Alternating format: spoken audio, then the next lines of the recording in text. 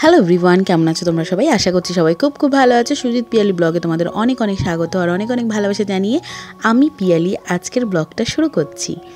সকাল সকাল উঠে কিন্তু যত বাইরের কাজ যেগুলো ছিল টুকটাক সেগুলো সেরে নিয়েছি। ঘরের আর ওই ঘর গোছানো কাজ বাজার কিছু নেই। এখন আমি স্নান করে আসার পরেই আখিকে আনতে গেছে হচ্ছে স্কুলে ওর বাবা। ওখান থেকে ফোন করে আমাকে জানালো আলু ভাজা দিয়ে মুড়ি মাখা হবে, কারণ কিনা আমি এই সকালবেলায় আমাদের বাড়ির কাজ শুরু হওয়ার পর থেকে আমি বাড়িতে কোনো রকম ওই রুটি তরকারি টিফিন রেডি করছি না, ওই মুড়ি চানাচুর এইসব দিয়ে টিফিনটা সারছি। মেন হচ্ছে কী বলতো, যতটা তাড়াতাড়ি রান্নাবান্নাটা শেষ হয় তত তাড়াতাড়ি আর বাদ বাকি বাইরের টুকটাক তো কিছু কাজ থাকে সেগুলো দেখতেও পারবো আর করতেও পারবো। তার জন্য ডিরেক্ট রান্নাতে চলে যাই। যাই হোক, এই দেখো আখি চলে এসছে, এসেই জিজ্ঞাসা করছে মা আলু ভাজা করছো আর তোমার স্নানও হয়ে গেছে আজকে, সব কাজ বাজ কমপ্লিট, এই জিজ্ঞাসা করছে। বললাম হ্যাঁ কমপ্লিট। আর প্রথমত আজকে আমি আমার একটা এই যে ড্রেসটা আমি পরেছি, এই ড্রেসটা বেশিরভাগটা আমি বাড়িতে একটা পরি না, খুবই কম পরি। এগুলো কী বলতো, শীতকালে টুকটাক কোথাও গেলে টেলে আমি পরে ফেলি বা বাইরে যাওয়ার জন্যই পরি, বাড়িতে তো সেরকম একটা পরি না। তো ভাবলাম অনেক দিন ধরে ভাবছি শুধুমাত্র এই নাইটি পরে ইধার উধার করতে করতে আমারও যেন একদম একঘেয়েমি লাগছে, তাই জন্য ভাবলাম যে কেন আজকে এই ড্রেসটা পরাই যায়। তো এটা আমার খুব একটা পছন্দের ড্রেস, জানো তো। খুব একটা জামা দেখে বেশ পছন্দ হয়েছিল, তখন আমি এটা নিজেই আর কি যে টেলার মাস্টার তাকে বলে বানিয়েছিলাম। তো আমার হাতাটা তো দুর্দান্ত লাগে এই জামাটার, কি বলবো।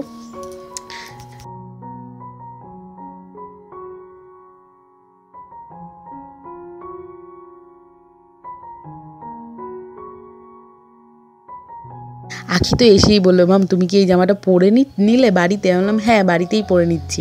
তো যাই হোক, এদিকে দেখো তেলটা গরম হয়ে গেছে, এর মধ্যে এখন আলু ভাজাটা আমি করে নিচ্ছি। আলু ভাজাটা কমপ্লিট হয়ে গেলে পরে আমি যাব হচ্ছে পুজো দিতে, কারণ কিনা স্নান করে এখন আমার পুজো হয়নি। স্নানটা সেরেছি তখনই আখি ফোন করে বললো, আখি না ওর বাবা ফোন করে বললো যে তুমি একটু আলু ভাজা করো। আখি বলছে যে আলু ভাজা দিয়ে খাবে আর কি, মুড়ি মাখাটা খাবে। তাই জন্য আমি বললাম না, আগে খাবারের জোগানটা করে নিই, কারণ কিনা আমার পুজো দিতে বসলে অনেকটা সময় লাগবে। ওই বসলাম আর উঠলাম হবে না, একটু সময়ই নেয়। তো ঠাকুর স্নান করানো থাকে, তো এইগুলো করতে গেলে একটু সময় লাগবে, তাই জন্য আলু ভাজাটাকে করে নিই। তার মধ্যে টুকটাক গিয়ে আমি একটু পরিষ্কার করে এসেছি, তারপরে ঠাকুরের বাসনগুলো একটু ধুয়ে নেবো। তো আগে এই ভাজাভুজিটা হয়ে যাক, তারপরে গড়া জিনিস ভাঙতে কিন্তু 2 মিনিট সময় লাগে।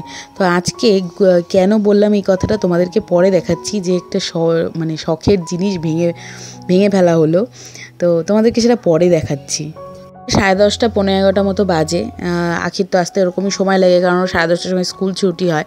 তো আমি বললাম একটু স্নানটা সেরে নে, তারপরেই খাওয়া দাওয়াটা কর। তাই জন্য ও গেছে হচ্ছে স্নানে, আর আমি এদিকে যেগুলো সকালবেলা একটু ধুয়ে রেখেছিলাম রান্নাঘরের যেসব কাপড় সেগুলো একটু শুকিয়ে গেছে, গুছিয়ে রাখলাম। আর এখন এসছি হচ্ছে ঠাকুরের বাসনটা ধুতে। ঠাকুরের বাসনটা ধুয়ে নিয়ে গিয়ে যাবো হচ্ছে পুজোটা কমপ্লিট করব।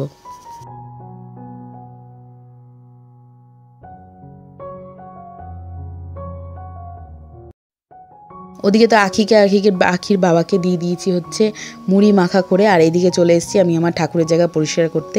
এই ঠাকুরের জায়গাগুলো প্রতিদিনই মুছি, জানো না, কিন্তু যেহেতু একটা ঘরের মধ্যেই তো সব কিছু, আমাদের হাঁটা চলা বলো, এদিকে বিছানা ঝাড়া সমস্ত ধুলো ঠাকুরের এখানে পড়ে থাকে, তাই জন্য প্রতিদিনই একটু ভালো করে পুছে নিই। কারণ কিনা গত বছর যখন আমার পিসি এসেছিলো তখন বলছিল এই জায়গাটা কিন্তু ভালো করে পরিষ্কার করে রাখিস, যতই হোক তুই পরিষ্কার থাকতে ভালোবাসিস কিন্তু ঠাকুরকে নোংরা করে রাখবি তাহলে কেমন লাগে না, তাই জন্য এই আর কি। চলো এখন পুজোটা কমপ্লিট করে নিই।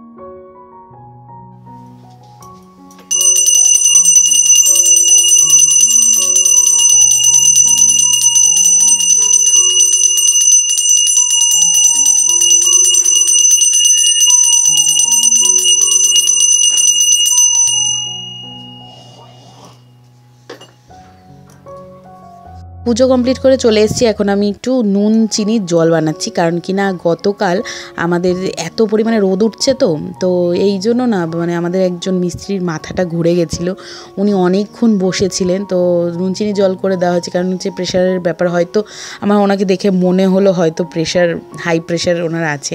তো যাই হোক গিয়ে দিয়ে আসবো এখন। আর এইদিকে আমি আমার যে স্নান করেছি সেই সব জামা কাপড়গুলো এখনও ধোয়া হয়নি, সেগুলোও ধুয়ে নিচ্ছি।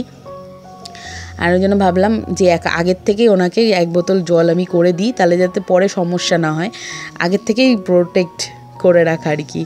যতই হোক উনি যদি কাজ আটকায় তাহলে আমাদেরও কাজটা অনেক দেরি হয়ে যাবে, তাই না বলো?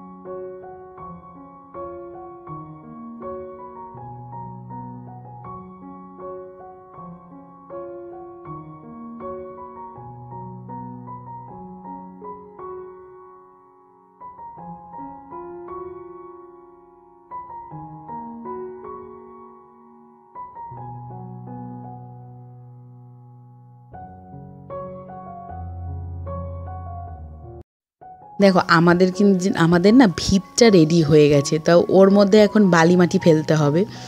এই জন্য দেখো মাটিও এসে গেছে। আর এসছে হচ্ছে গতকাল রাত্রিবেলায়, তোমাদের দাদাভাই ওখানে মাল এসেছিলো, আনলোড করিয়ে রেখে রাস্তায় এসছে।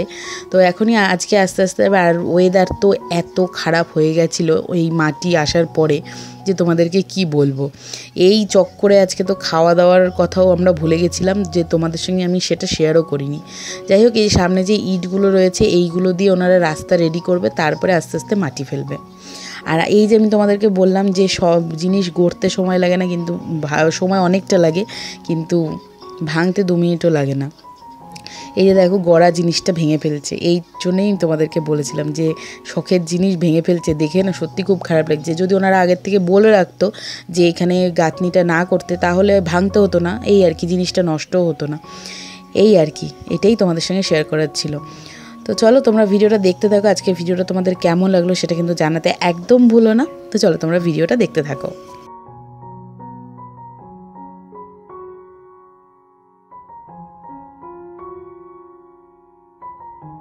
গুড ইভিনিং বন্ধুরা, এখন বাজে হচ্ছে 9:30 মতো। এখন এসছি আমি হচ্ছে রাখির ছবি তোলাতে। স্কুলে পাসপোর্ট সাইজ ছবি লাগবে, কারণ কি না ওদের কি আই কার্ড হবে এরকম টাইপের কিছু, স্কুলের যে কার্ড, ও স্কুলের আই কার্ড হবে, এই জন্য এখন 9:30 সময় এখানে আসতে হচ্ছে। এখন ফটো তুলে নিয়ে যাব হচ্ছে বাড়িতে। তো চলো আজকে ভিডিওটা এইটুকুনি রাখছি, দেখা হচ্ছে তোমাদের সঙ্গে নতুন একটা ব্লগ নিয়ে। চলো টাটা বাই, ভালো থেকো, সুস্থ থেকো, আর সকলকে ভালো রেখো। ছবি তুলতে এসেছিলাম আমার স্কুলে আইডি কার্ডে। কটা বাজে সেটা বল? আমি নিজেও জানি না কত ওই তো গুড। ব্যাস 9:45 নাকি 35 হয়েছে কেবল। 9:35।